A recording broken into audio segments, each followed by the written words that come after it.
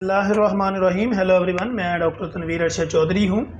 आज हम अपने viewers, follower, patient, friends and family के लिए एक न्यू टॉपिक के ऊपर बात करेंगे और वो एक ऐसा टॉपिक है कि जो आजकल हर बंदे की ज़रूरत है और मेल इनफर्टिलिटी के मर्दाना बांझपन जो है वो क्या है और मर्दाना बांझपन की वजूहात क्या होती हैं और मर्दाना बांझपन के आगे मसाइल क्या होते हैं।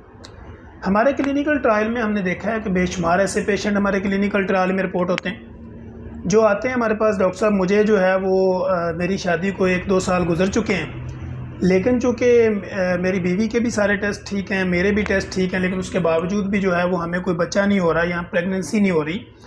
तो ऐसी सूरत हाल में आप हमें कुछ ना कुछ गाइड करें।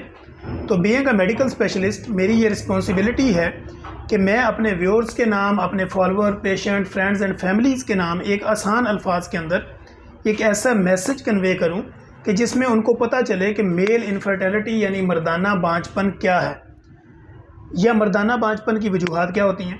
मर्दाना बांझपन बेसिकली सम टाइम हमने देखा है कि लेट शादी करने से भी जो मेल इनफर्टिलिटी होती है, अगर आप ओबीज़ हैं, आपको मोटापा है, हार्मोनल इफ़ेक्ट हैं, या आपको सीकेडी के आप मरीज़ हैं, या आप क्रोनिक डिजीज़ के अंदर सफ़र कर रहे हैं, तो ऐसी सूरत हाल में आपको मेल इनफर्टिलिटी यानी मर्दाना बांझपन होता है। और सम ऐसी कंडीशन जिसमें आपको एज़ोस्पर्मिया है यानी आपके स्पर्म कम बनते हैं, या आपके स्पर्म के अंदर ताकत नहीं है, या आपकी जो मनी है उसमें गाढ़ापन नहीं है, तो ऐसी सूरत हाल में ये मेल इनफर्टिलिटी में जाता है पेशेंट। और ये मेल इनफर्टिलिटी बेसिकली काबिल इलाज है। जैसे कि कुछ लोग ऐसे होते हैं कि जिनके स्पर्म बिल्कुल बन ही नहीं रहे होते, कुछ लोगों के बन रहे होते हैं लेकिन वो प्रॉपर रूट के ऊपर काम नहीं कर रहे होते। तो ऐसी सूरत हाल में इनका इलाज जो है ये काबिल इलाज है।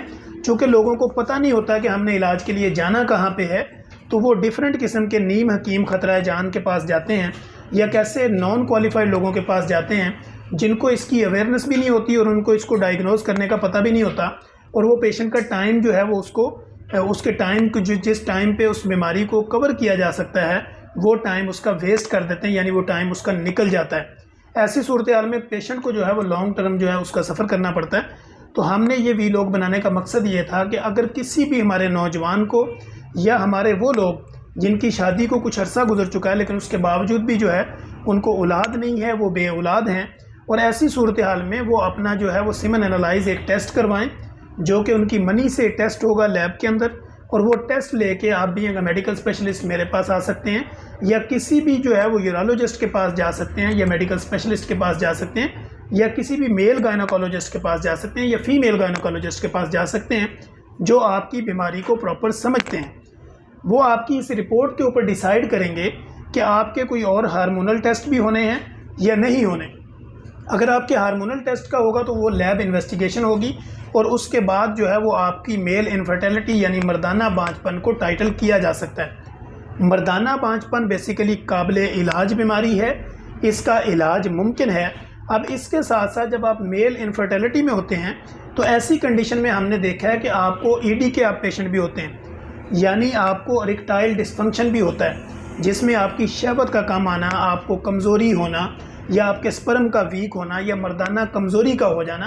तो ये सारी की सारी बीमारियां काबिल इलाज हैं। इसमें आपने अपना वेट रिडक्शन करनी होती है, अपना वेट कम करना होता है, और शुगर का जो कंटेंट है आपकी बॉडी में उसकी मकदार को आपने कम करना है। जब आप अपनी बॉडी को फिट रखेंगे, अपने इंसुलिन रेजिस्टेंस का लेवल जो है उसको नॉर्मल रखेंगे, अपना वेट नहीं बढ़ने देंगे, हार्मोनल अपने इफ़ेक्ट को कंट्रोल रखेंगे, तो मेल इनफर्टिलिटी यानी मर्दाना बांझपन काबिल इलाज है। इसी तरह इरेक्टाइल डिस्फंक्शन के जो मसाइल हैं वो भी आपके काबिल इलाज हैं।